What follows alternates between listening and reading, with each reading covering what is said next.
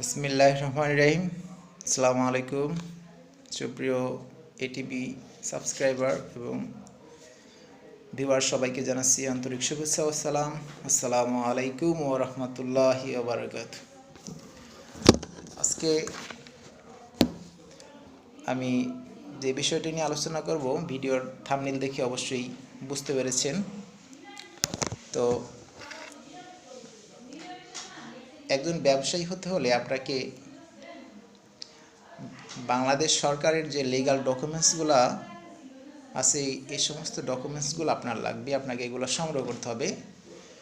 তাহলে আপনি কোনো বাধাবিঘ্ন ছাড়াই আপনি আইনত একজন সফলভাবে ব্যবসা পরিচালনা করতে পারবেন।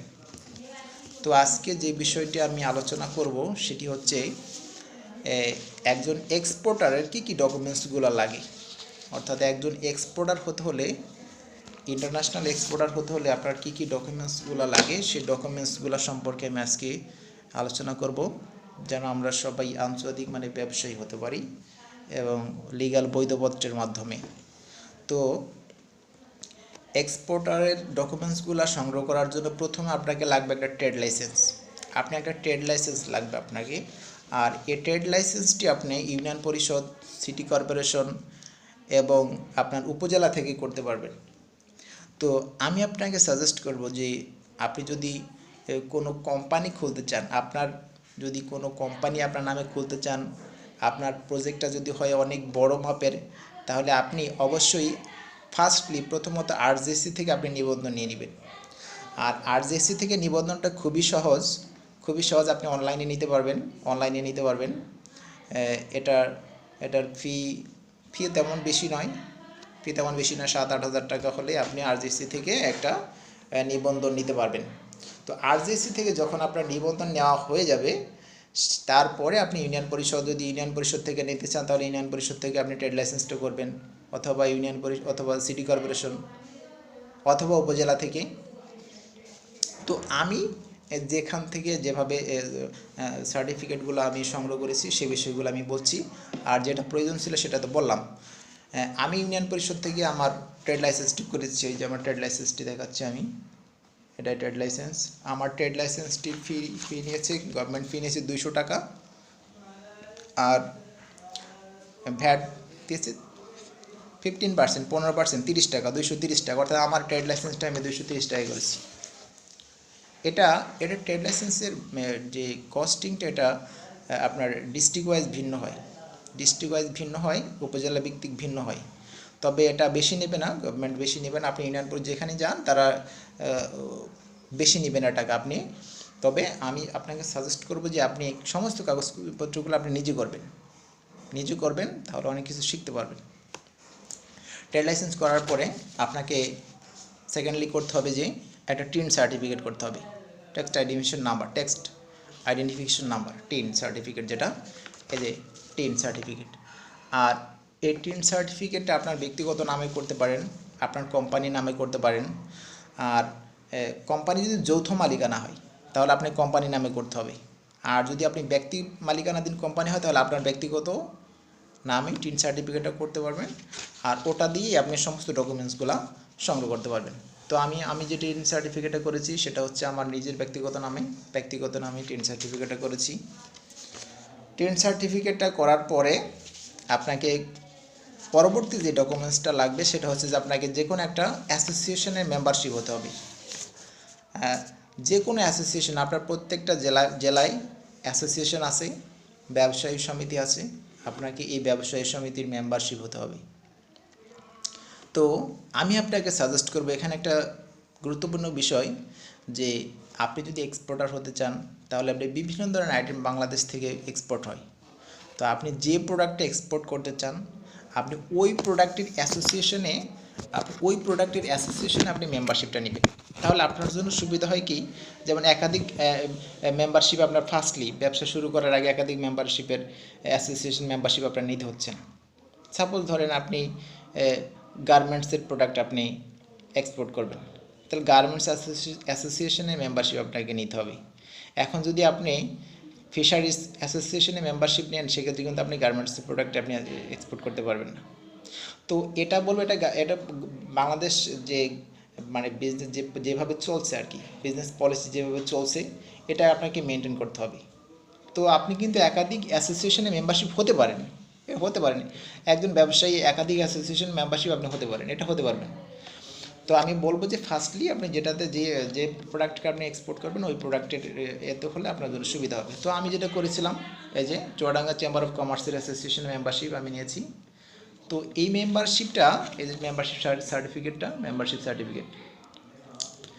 তো এই মেম্বারশিপ সার্টিফিকেট কত টাকা কস্ট লাগে, ও যে কথাটা বলা হয়নি, যে টিন সার্টিফিকেটটা কিন্তু আপনি ফ্রি করতে পারবেন অনলাইনে, এটা অনলাইনে ফ্রি করতে পারবেন, আপনার কোনো পয়সা লাগবে না। এবং এবং 2-1 দিনের মধ্যে, আপনার 2-3 দিনের ভিতরে আপনার সার্টিফিকেটটা দিয়ে দিবে, আপনার যে মেলটা দিবেন ওই মেলটা দিয়ে দিবে। তো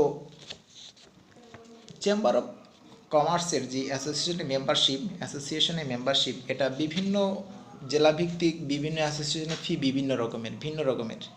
তো এটার আবার মেম্বারশিপের ক্যাটাগরি আছে, ভিআইপি ক্যাটাগরি, নর্মাল ক্যাটাগরি, সদস্য ক্যাটাগরি। তো আপনার বিভিন্ন ক্যাটাগরি আছে, কোন ক্যাটাগরিতে নেবেন এটা ওনারা গেলে আপনি বুঝতে পারবেন। তো আমি যেটা করেছি, আমার এটা 2000 সামথিং টাকা ওরা বাৎসরিক একটা চার্জ নিয়েছে।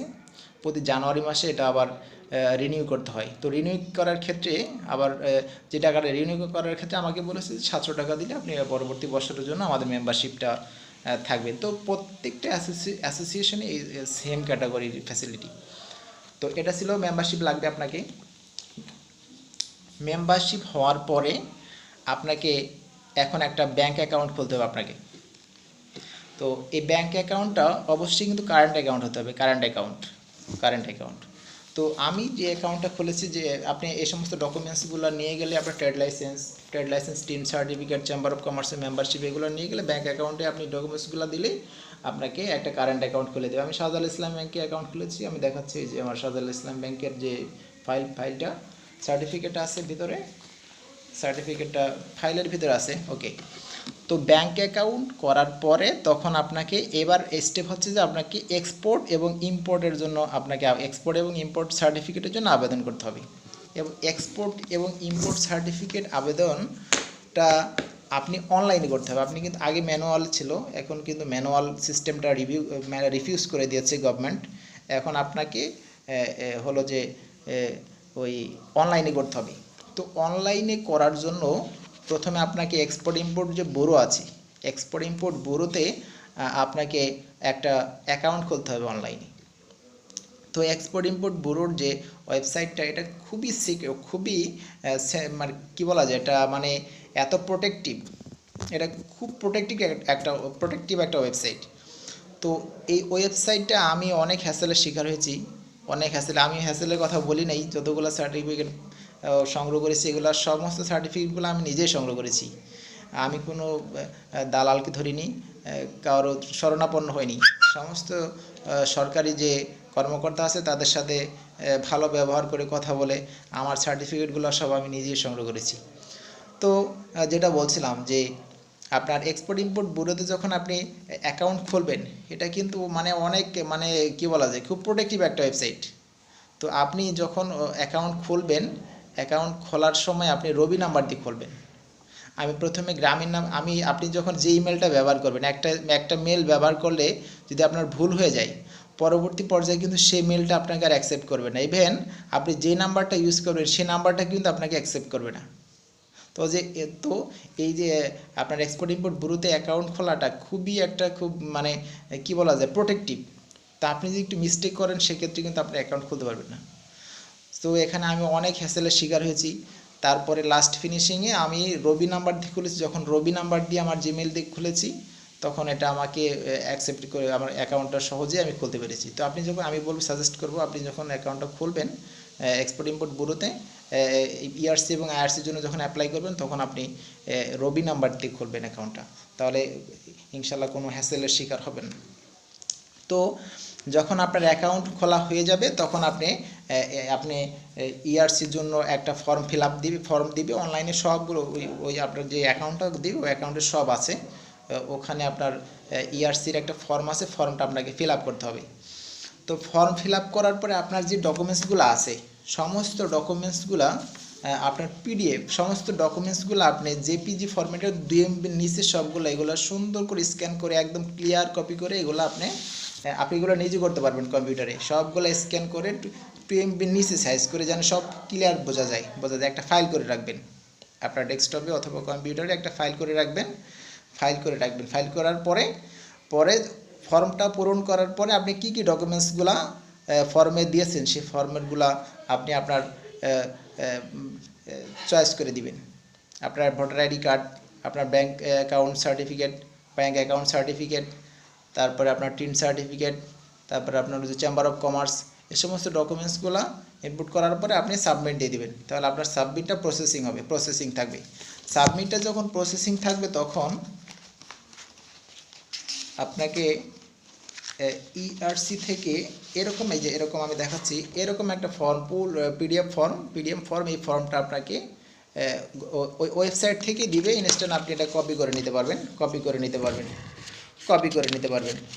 তো কপি করে নিয়ে নেওয়ার আপনার ওটা প্রসেসিং থাকবে আপনার 10 থেকে 15 দিনে 10 থেকে 1 উইকস 2 উইকস, অর্থাৎ 2 উইকসের ভিতরে আপনার এই সার্টিফিকেটটা যদি সমস্ত ডকুমেন্টসগুলো ঠিক থাকে তাহলে আপনাকে 2 সপ্তাহের মধ্যেই এই আপনার ইআরসি সার্টিফিকেট অ্যাপ্রুভ করে দিবে।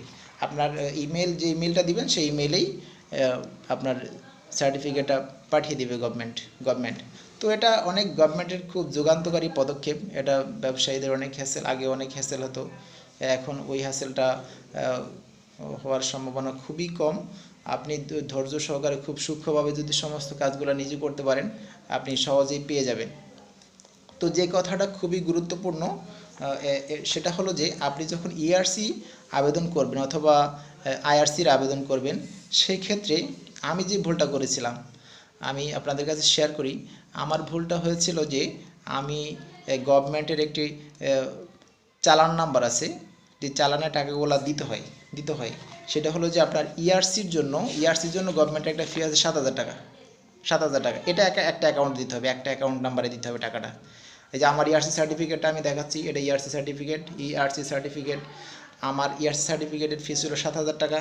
তো 7,000 টাকা আমি একটা গভর্নমেন্ট অ্যাকাউন্ট নাম্বারে আমি দিয়েছি, কিন্তু আমি ভ্যাটটা যে অ্যাকাউন্ট নাম্বারে দিয়েছি ওটা ঢাকা জোনের আন্ডারে। তো আমার ঢাকা জোনের আন্ডারে দেওয়ার কারণে আমার ইআরসি সার্টিফিকেট ছিল খুলনা জোনের আন্ডারে, চুয়াডাঙ্গা ডিস্ট্রিক্ট খুলনা জোনের আন্ডারে। তো আমার ভ্যাটটা গভর্নমেন্ট অ্যাকসেপ্ট করেনি, চুয়াডাঙ্গা এক্সপোর্ট ইম্পোর্ট ব্যুরো আমার ভ্যাটটা অ্যাকসেপ্ট করেনি। তো পরে আমাকে এই পুরা ভ্যাটটা আবার আমাকে ড্যামারেজ দিতে হয়েছে।